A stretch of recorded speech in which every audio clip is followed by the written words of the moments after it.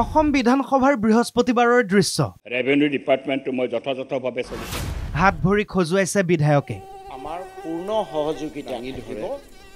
আৰু তেওঁৰ সাৰি যোৱা নাই মন্ত্ৰীও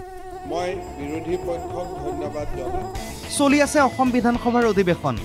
বিভিন্ন বিষয়ক লৈ হৈছে আলোচনা এয়া আসনত অসম বিধানসভাৰ সভাপতি ৰফিকুল ইছলাম বক্তব্যৰ পাল পৰিল ধিঙৰ বিধায়ক আমিনুল ইছলামৰ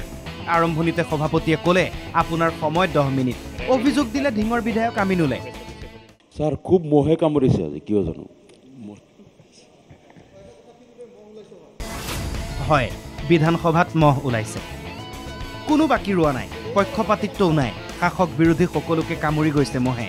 আমিনুলৰ পাছতে মাত দিলে বিধায়ক কমলাক্ষদে পুৰকায়স্থ হয় মহ ওলাইছে কিবা এটা ব্যৱস্থা কৰক মহ ওলাইছে কিবা এটা কৰক স্যাৰ হ'ব ব্যৱস্থা হ'ব কিবা এটা সদনৰ বাহিৰতো একেই কথা বিধায়ক আমিনুলৰ মহ বহুত ওলাইছে সদনৰ কাম কাজত অসুবিধাৰ সৃষ্টি হৈছে সভাপতিক কৈছো কিবা এটা কৰিব ধোঁৱা দিলেও হ'ল শাসক বিৰোধী সবেই কৈছে সব বিধায়কে এমএলএ হোস্টেল কেম্পাছত বিধানসভা কেম্পাছত সন্ধিয়া সময়ত আমি দেখিছো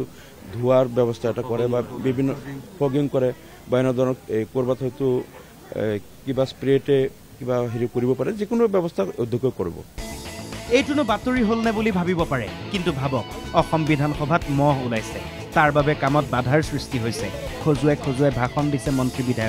বিধায়কে সেই অভিযোগ দিছে সভাপতিক কৈছে বিধানসভাৰ ভিতৰত ধোঁৱা দিলেও হ'ব ব্যুৰ' ৰিপৰ্ট NKTV+